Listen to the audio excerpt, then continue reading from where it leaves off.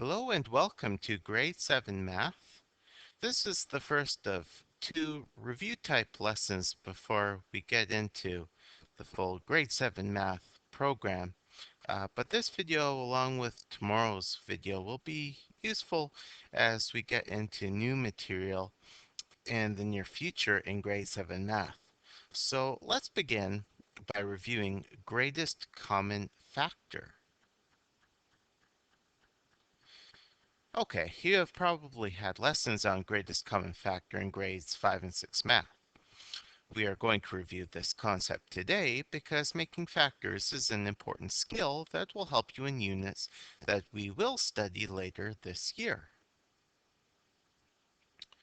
The greatest common factor is the largest factor for two or more numbers. We calculate the GCF by writing a list of factors for two or more numbers, and then finding the largest number that appears in all of the lists. Here is an example. Write the greatest common factor of 12 and 20. So what I've done here is I have written all of the factors of 12 and 20. And after I compare my two lists, I find that the largest number that appears in both lists is 4. So that means the greatest common factor is 4.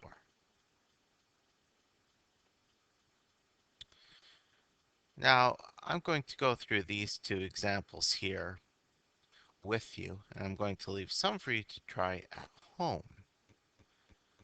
Okay, so let's look at 15 and 40. So for 15,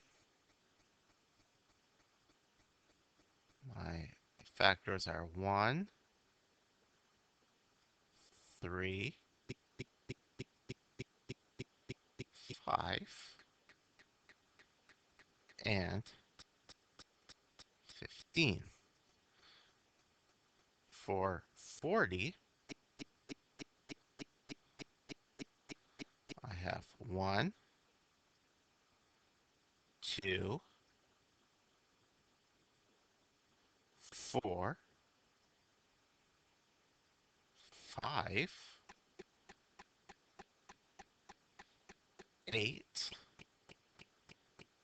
10, 20,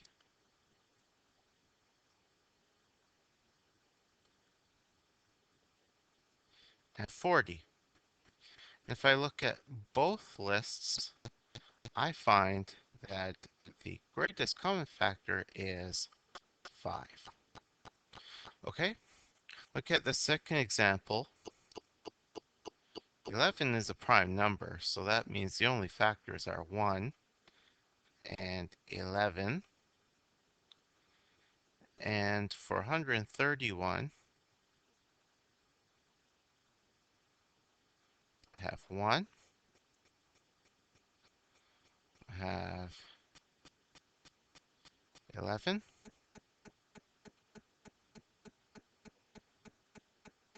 12. No, sorry, scratch that. I do not have 12. And I have 131.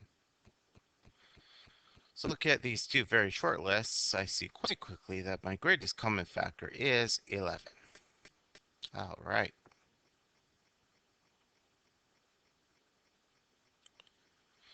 Okay, I want you to put the video on pause so that you can work out your solutions to these two examples because we will go over them in tomorrow's class.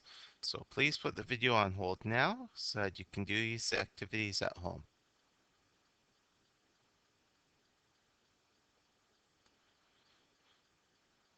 All right, and here's an extra challenge for you. We can find the greatest common factor for three numbers. All you have to do is make your three lists. In this case, one for 18, one for 27, and one for 63. So again, put the video on pause so that you can try these at home, and then we'll take them up in tomorrow's class.